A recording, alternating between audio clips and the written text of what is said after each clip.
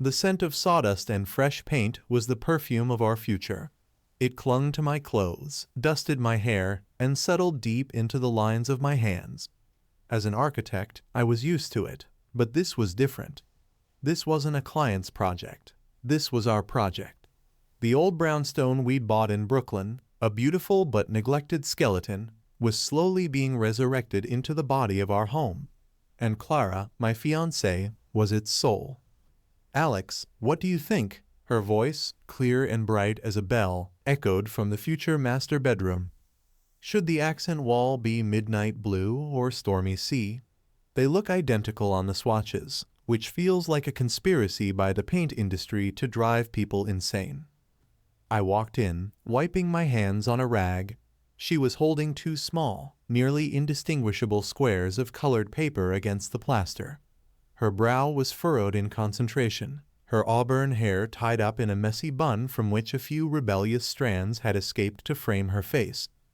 In that moment, covered in a light film of dust, wearing an old t-shirt of mine splattered with primer, she was the most beautiful thing I had ever seen. "Let's go with Stormy Sea," I said, wrapping my arms around her waist from behind and kissing her shoulder. "It sounds more romantic. We can tell people we sleep in the heart of a storm." She laughed, leaning back against my chest.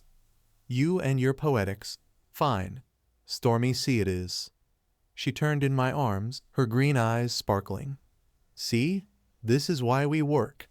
You're the big picture dreamer, I'm the details-obsessed realist." "And together," I whispered, kissing her lips, "we're the architects of a perfect life." It felt true. Every part of it felt as solid and real as the century-old oak beams above our heads. We had met 3 years prior at a gallery opening. I was there admiring the structural design of the space. She was there as a marketing consultant for the artist. We talked for hours, a conversation that flowed as easily as the overpriced champagne. Clara was brilliant, ambitious, and driven. Her work as a high-level strategy consultant for a major firm meant she traveled frequently, mostly to a key corporate office in Boston. The trips were usually 2 or 3 days a week, a demanding schedule that she handled with an elegance and energy that always amazed me. I, on the other hand, was a homebody. My work was here in New York. I designed spaces for people to live their lives in, and I found my greatest joy in creating a foundation for happiness. Our dynamic worked perfectly.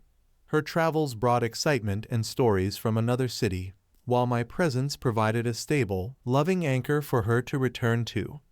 Our weekends were sacred, spent exploring the city, cooking together, or, more recently, working on the house. 6 months ago, on a crisp autumn evening in Central Park, I had asked her to marry me. The ring, a simple platinum band with a single, elegant sapphire that matched her eyes, had felt impossibly light in my trembling hand. Her yes was immediate, tearful, and ecstatic. From that moment, our lives shifted into a new gear. Wedding planning commenced with the meticulousness of a military operation, spearheaded by Clara's formidable organizational skills. Venues were scouted, guest lists drafted, and caterers sampled. Our wedding was set for 8 months from then, a beautiful June ceremony at a vineyard on Long Island. Our families were thrilled. My parents adored Clara, charmed by her wit and warmth. Her parents, a well-to-do couple from Connecticut, had welcomed me with open arms. Her father and I bonded over a shared love of vintage woodworking tools, and her mother was already calling me son. We were a perfect picture, a seamless merging of 2 lives. The first crack in that perfect picture was so small I barely noticed it. It was a Tuesday night. Clara was in Boston for a big presentation, as she'd called it. We were on our nightly video call. She was in her hotel room, looking a little tired but still radiant. And then Mark, you know, the junior analyst, he completely fumbled the projection data. I had to step in and basically redo his entire section in 5 minutes, she was saying, rubbing her temples. "Sounds stressful," I said sympathetically. "Don't worry, you'll be home Thursday. I'll have a bottle of that Pinot Noir you love waiting." "You're the best," she smiled, but her eyes darted to something off-screen. A notification, maybe. Her smile faltered for a fraction of a second. Hey, Alex, I'm so sorry, but my boss is calling. It's an emergency meeting about tomorrow. I have to go. Now, it's almost 10 p.m. I know, it's insane. This project is a killer. I'll call you back if I can, okay? Love you. Love you too, I said, but the screen was already black. It was abrupt, but not unheard of in her line of work. I shrugged it off and went back to sketching out designs for our kitchen cabinetry. But then a few other small, dissonant notes began to play. A week later, she mentioned a celebratory dinner with her team in Boston. When I asked who was there, she listed off a few familiar names but hesitated for a moment, a flicker of something I couldn't decipher in her eyes, before adding, "Oh, and Mark was there, of course." The sane junior analyst. It seemed odd he'd be so integral to the team, but I didn't know her corporate structure. Then there was the phone incident. She was home, and we were relaxing on the sofa. Her work phone, a sleek device she always kept separate from her personal one, buzzed on the coffee table. The screen lit up with a name, Mark.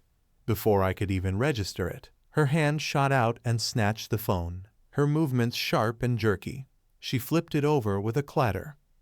"God, that guy is so needy," she said, forcing a laugh.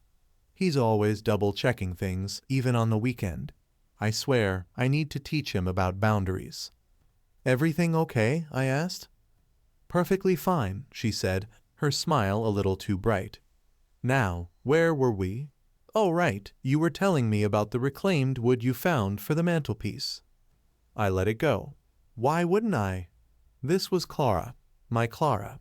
The woman who could tell I was stressed just by the set of my shoulders, who left little notes in my lunch, who was planning a life with me down to the last detail. To suspect her of anything would be to suspect the sun of rising in the west. It was illogical. My brain, the architect's brain, simply filed these moments away as insignificant anomalies, rounding errors in an otherwise perfect equation. The discovery, when it came, was not a dramatic confrontation or a tearful confession.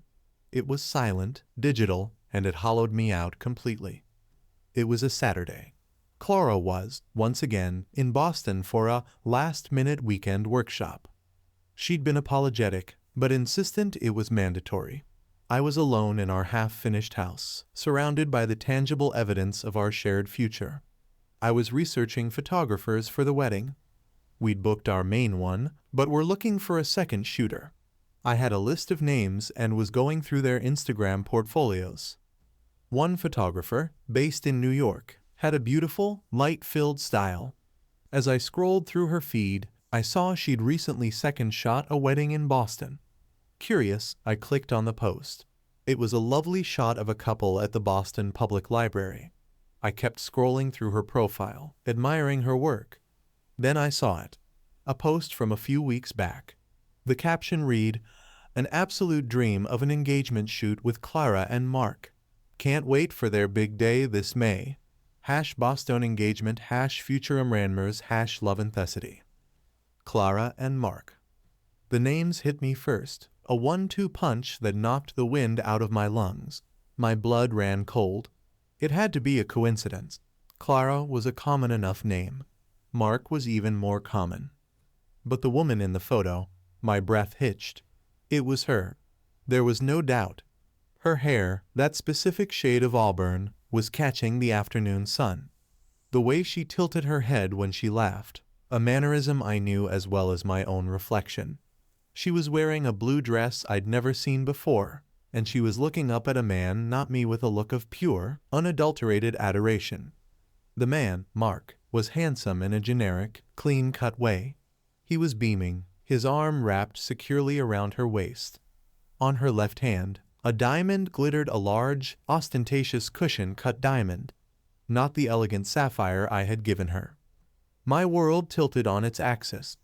The room felt suddenly airless, the walls closing in. I clicked on the tag for Clara.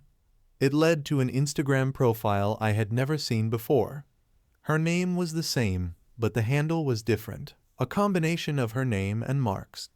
The profile was private. My mind raced, a frantic, desperate search for a rational explanation. A prank? A misunderstanding? Was this a long-lost twin? The thoughts were wild, absurd, the last desperate gasps of a dying reality. I needed more. I needed proof that would either save me or condemn me. I searched for the man's name, Mark Renshaw, as he was tagged in the photo. His profile was public. And there it was. The entire chronicle of my destruction laid out in a grid of smiling photographs. There was Clara, my Clara, with Mark at a Red Sox game, both wearing team jerseys. The date stamp was from a weekend she was supposedly at a wellness retreat her company had sponsored. There she was with Mark and a group of friends on a boat, the Boston skyline clear in the background. That was from a long weekend she'd spent in Boston to close a major deal. There were photos of them celebrating Christmas with his family. She had told me she was visiting an old college friend who was going through a hard time. In the photo, she was wearing a Christmas sweater I'd never seen, holding hands with Mark as they stood by a fireplace. His mother had commented, "So happy to have you as part of the family, Clara dear." And then, the worst of it, an album of photos from their engagement party.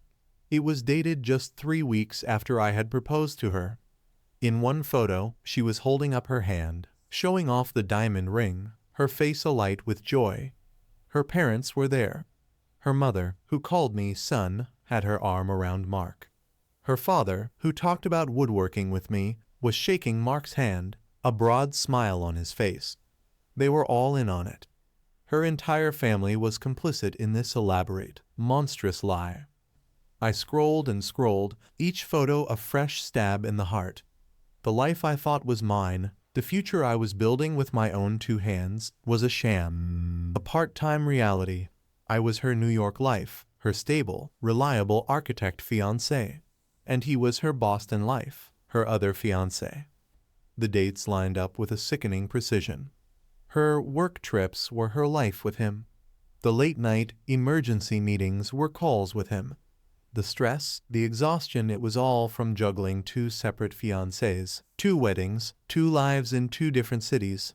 Our June wedding, their May wedding. She was planning to marry him a month before she married me. What was her plan? Marry him, go on a honeymoon, and then come back to New York and marry me, too? The sheer audacity of it was breathtaking. I felt a wave of nausea so powerful I had to grip the edge of the workbench to keep from falling. The smell of sawdust and paint, once the perfume of our future, now smelled like decay. The half-finished walls of our home felt like a tomb. I sank to the floor, my back against the rough plaster of the wall that was supposed to be stormy sea. My phone felt like a block of ice in my hand. My first instinct was to call her. To scream, to cry, to demand an explanation for a crime so vast it was almost incomprehensible. But as I sat there, shivering in the dust of our broken dream, something shifted. The raw, hot agony began to cool, solidifying into something cold, hard, and heavy. Rage. A pure, crystalline rage. She hadn't just cheated on me. She had orchestrated a deception of staggering complexity. She had lied to me every single day. She had made a fool of me to my friends, to my family, and to hers. She had allowed me to pour my money, my time, my love, and my soul into building a home for a life that was a fiction she had written. I thought of my meticulous plans for this house, the blueprints I'd spent hundreds of hours drawing, every line precise, every angle perfect. I was an architect. I built things. I created order from chaos. I understood structure. And in that moment, a new blueprint began to form in my mind. Not for a house, but for a demolition. Confronting her now would be a release for her. It would be messy, emotional, and it would allow her to control the narrative, to paint herself as a victim, to cry and apologize and beg for a forgiveness she didn't deserve. No, she didn't deserve an easy exit. She didn't deserve a quiet implosion. She was the architect of this deception. I would be the architect of its revelation. I stood up, my legs shaky but my resolve firm. I looked around the room, at the bare walls and exposed wiring. The construction wasn't over. It was just entering a new phase. I would play my part. I would be the loving fiancé. We would continue to plan our June wedding. We would pick out flowers and finalize the guest list. I would smile and kiss her and tell her I loved her. And all the while, I would gather my evidence. I would document every lie. I would learn everything I could about Mark Renshaw and their life in Boston. She had built 2 perfect lives, balanced on a knife's edge. I wasn't just going to knock her off. I was going to wait until she was standing at the altar of one of them, and I was going to detonate the entire foundation. The V letter 1EA1CH M letter 1EB7T, the exposé, would not be a quiet conversation. It would be a public spectacle. It would be structural, precise, and devastating. She wanted a perfect wedding. I'd give her a finale she would never forget. My phone buzzed. It was a text from her. Workshop is finally over. So drained. Can't wait to be home with you Thursday. Miss you so much. I stared at the message, the casual affection, the heart emoji. A month ago, it would have made me smile. Now, it was just another piece of data, another lie to be cataloged. I took a deep, steadying breath, my fingers hovering over the screen. Then, with the cool precision of a man laying the first stone of a monumental project, I typed my reply. Miss you more. Counting the hours. Be safe. The game was on. The charade began on a Thursday evening. When Clara's key turned in the lock of our apartment, the one we were staying in while the brownstone was under construction, my heart hammered against my ribs. A frantic bird trapped in a cage of my own making. Every nerve ending screamed betrayal.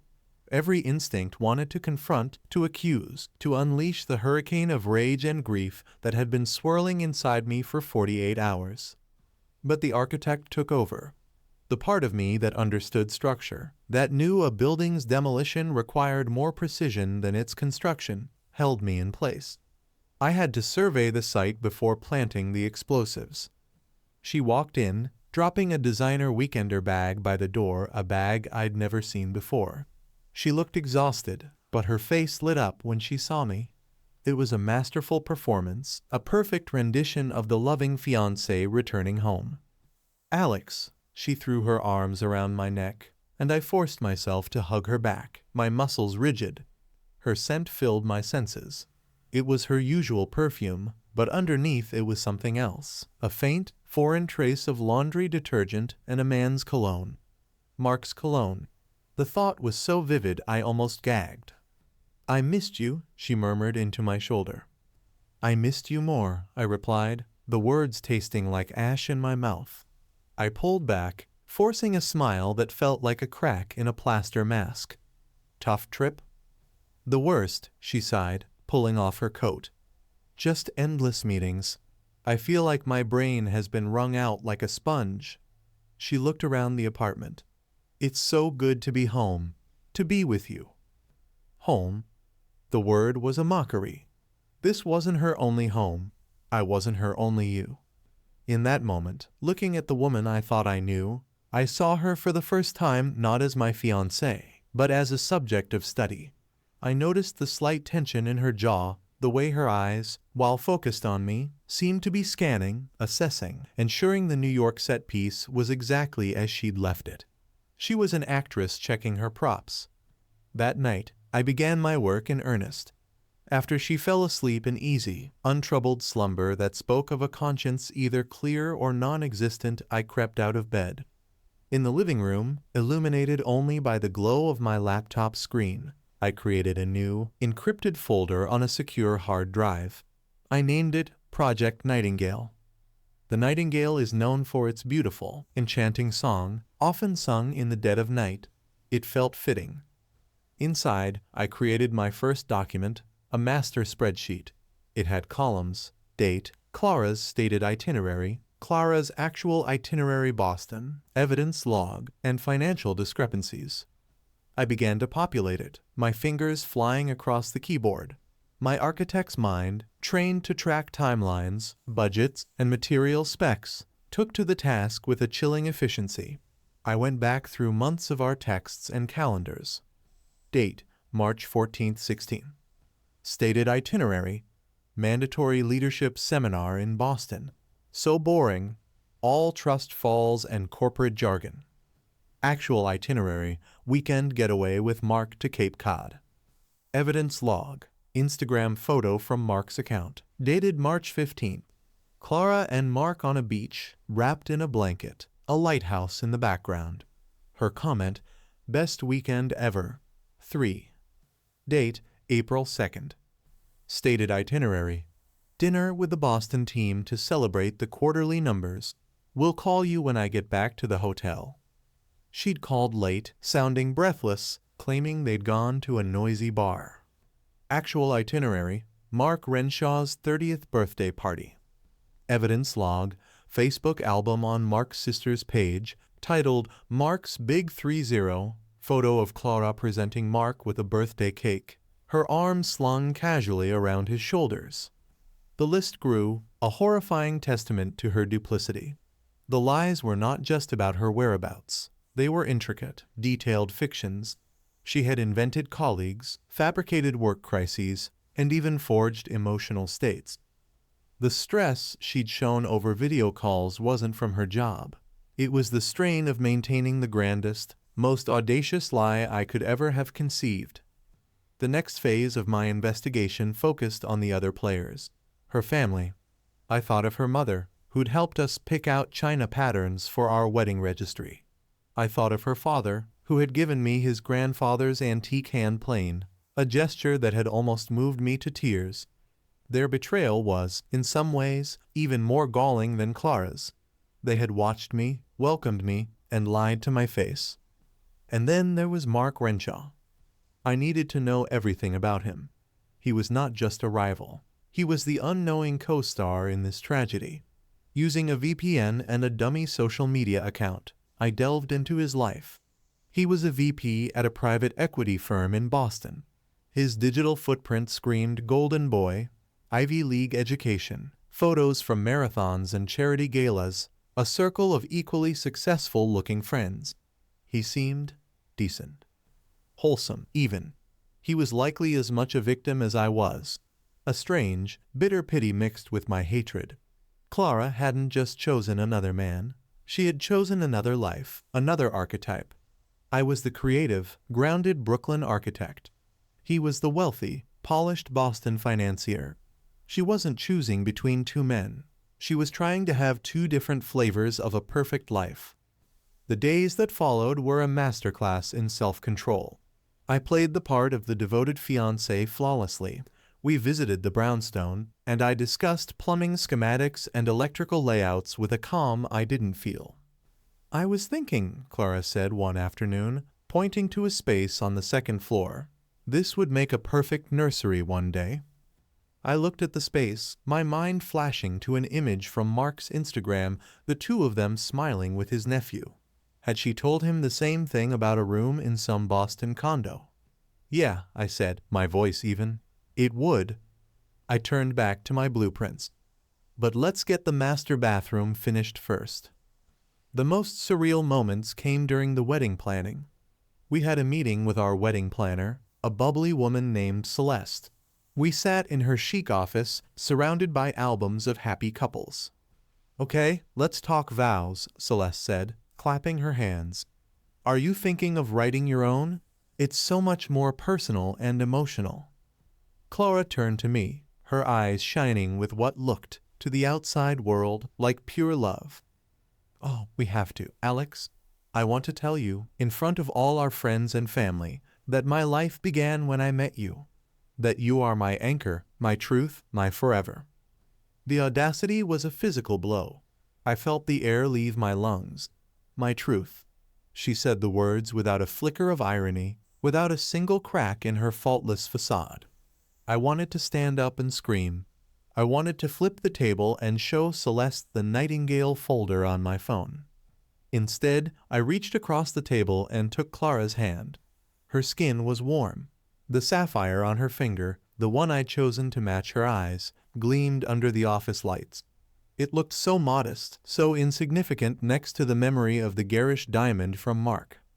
"I'd like that," I said softly, my voice a marvel of controlled emotion. "I have a lot I want to promise you, too." "Oh, I do," I thought. "I promise you a reckoning." The plan for this reckoning began to take shape during a visit to our wedding venue, the Vineyard on Long Island. It was a beautiful place, with rolling hills of vines and a magnificent old barn that had been converted into a reception hall. As we toured the space with the venue manager, he proudly pointed out the technical amenities. "And over here," he said, gesturing to a large, retractable screen above the main doors, "we have our full HD projection system with a concert-grade sound setup. It's perfect for a photo slideshow or a tribute video. You just give our AV tech the file on a USB stick, and he'll handle the rest." It was as if a spotlight had illuminated the final piece of my blueprint, a slideshow, a tribute video. The delivery mechanism for my entire case was built right into the architecture of the event. The idea was so perfect, so poetically just, that a slow, cold smile spread across my face. Clara, mistaking it for delight, squeezed my arm. "It's perfect, isn't it?" she whispered.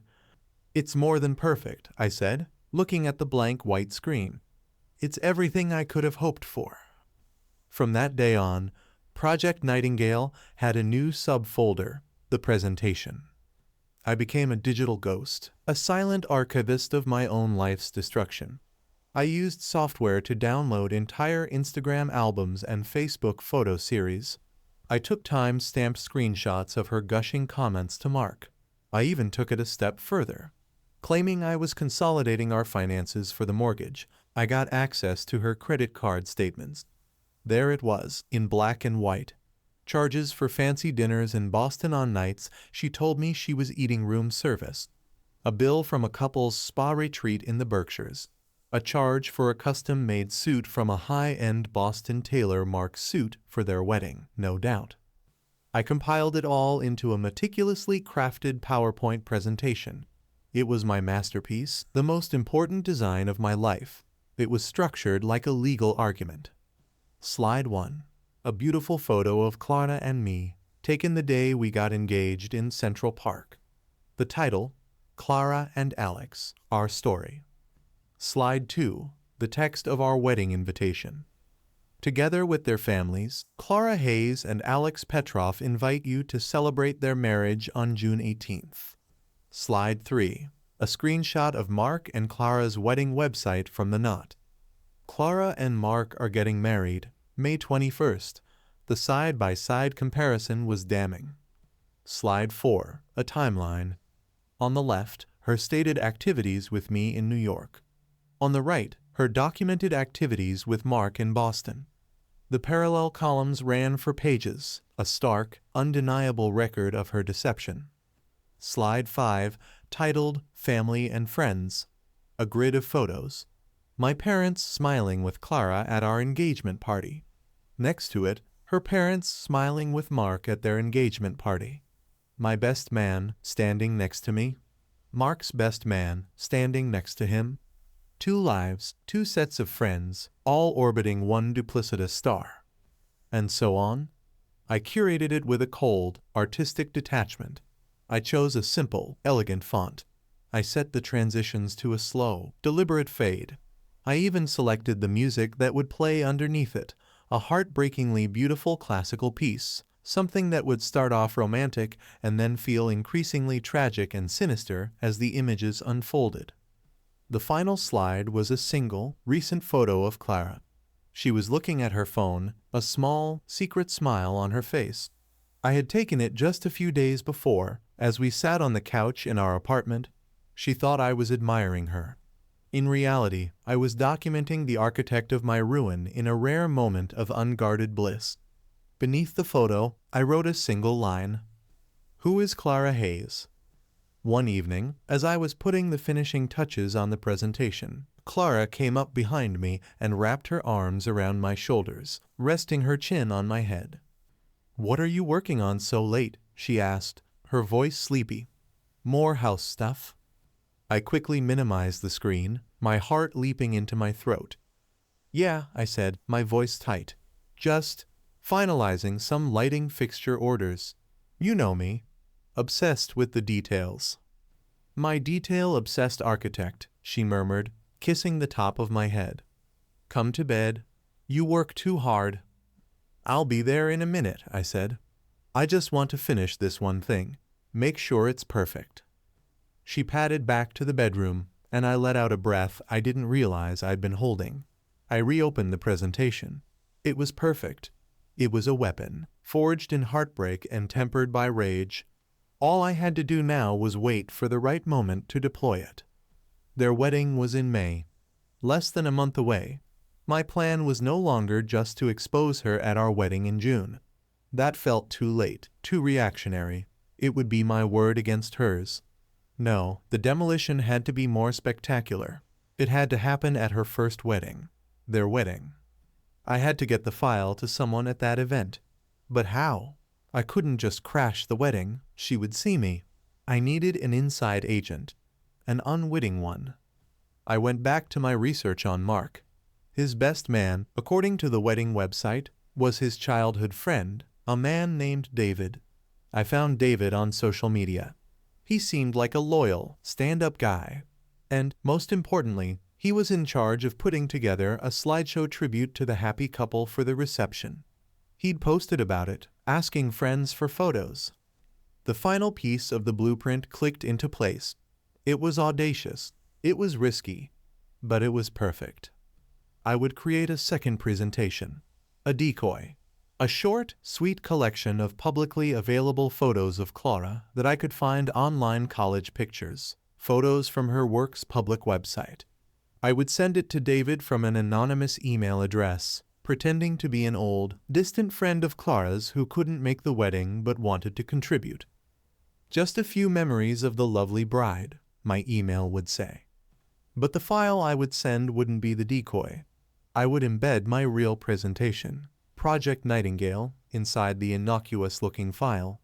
With a bit of technical sleight of hand I'd learned online, I could make it so that when he clicked play on what he thought was a simple slideshow, my magnum opus would launch instead. He would be my Trojan horse. I looked at the calendar. 3 weeks until May 21st. 3 weeks until Clara Hayes walked down the aisle to marry Mark Renshaw. She was planning the happiest day of her life. And I, her loving fiancé from New York, was meticulously designing its complete and utter annihilation. The architect in me admired the symmetry of it all. She had designed the wedding. I would design the finale.